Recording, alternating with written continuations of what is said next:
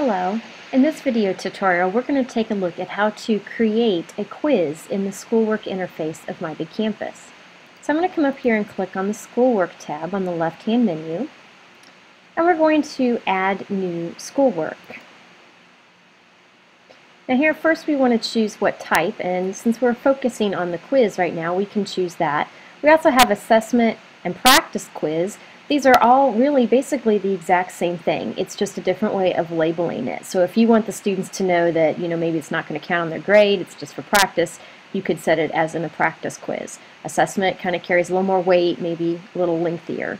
So I'm just going to put it on quiz right now. Again, you can mouse over the question mark to see a description of the different types of assessments available here. So we're going to give this a title. You can type whatever you want in there, and we're going to put in a description. Okay, so you can see that I've put in this description here, and it instructs the students that they're going to take this quiz after watching a couple videos. Now, I may already have those videos elsewhere, like in a bundle or posted in a group for them to watch, but I could also attach them here. So I'm going to go to the library item, and I'm going to find those videos that I've already placed in the library, or found in the library. I'm going to add that one, and also this one. So really quick, just to attach those videos right to this quiz, and then I'm going to click Save and Continue. Now it'll tell me that I've saved it right up here, and it's going to automatically move me to the Questions tab. Now if you're doing a long assessment, maybe like a semester exam or something, you can certainly create question groups. So you might put instructions in that say, choose the best option, and if your multiple choice section, and then create a new question group for maybe true, false, or fill in the blank. Those are options that you have here. But I'm just going to do a very simple short quiz, so I'm not going to create a question group. I'm just going to come straight over here to add new question, and I'm going to add a multiple choice question.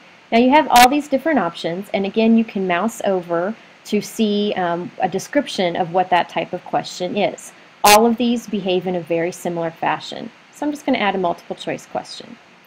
And here I can type in my question, and I've got all of these editing features available to me. I can set how many points I want this to be. I can attach a file of any of these types to it, and then here's where I'm going to put in my questions, and I can make it as many multiple choice options as I would like. So I'm going to pause the recording here, and I'm going to complete this question. Okay, so I've typed my question in here. I've set it to be 1 point. I didn't really need to attach anything to this question, but I certainly could upload an image or any of these other things as well. I've typed in my answer choices, and I've selected the correct one. And again, you can use this button to add more choices. And then I'm going to just click the Add button. So now this question has been generated and the correct answer is marked, and I can add specific standards to just that question. Now I'm going to have the option to add standards to the entire quiz as well, but if I want to designate which standards are being addressed by this question, I can do that here. I can also go back and edit my question or delete it, or if I'm ready to add a new question, I can come back up here to add a new question. So I'm going to complete this quiz, and I'll show you the results. Okay, so I have added several questions to this list here, so you can see all my multiple choice questions, and of course I could have added different types of questions in here and mixed it up. But when I'm completely done entering all my questions, I'm going to click Save. It's going to tell me that it was successfully updated, and now I can move on to the Standards tab. When I'm in this view, I can click on the state and go down and select which one I want to, which state I want to pull up standards from, and then I have all these different options. Now, you're not going to have absolutely everything available. This is only what My Big Campus has contracted with and has been able to database. So there may be some things that you cannot select from, but we just drill down into here, and once we get some green plus signs, we can start clicking those to move things over here to the selected standards area. And when we have all the standards listed that we want to, we can click Save. So I'm going to do that, wait for it to show me that it's been saved, and then I'm going to click to Assignees. Right here I have the option to see what the students will see. If I click on that, I can see that they're going to get that video right there at the beginning, and a link to the Brain Pop one as well, which does require a username and password, so you'd have to provide that for them with a subscription. But here's my questions. You can see that they're numbered over here, and the student is going to be able to see all those questions. They'll also have an opportunity to put some comments in if they need to. So I'm going to go back here. That's what the students will see. I need to assign it to some students. So when I click on Assignees, I have the option to select any of my groups that I want to give this assignment to, and I'm going to give it to my sample test group. So I just click the green plus sign. It's going to move it over here. You also have the option to select a group and then select specific students within that group. So if you only wanted to give it to a portion of your students in a class, you could do that as well. Here's my start date, start time. I want to definitely make sure that I'm setting this when I want it to first be available. And here's the due date and the due time. Now I can also put a password on this. So if I want to go ahead and start the quiz and have it available, but I don't want students to be able to actually take the quiz until they come to my class, I could set a password here that they have to get from me before they can enter the quiz. So that's a really helpful way you can do that.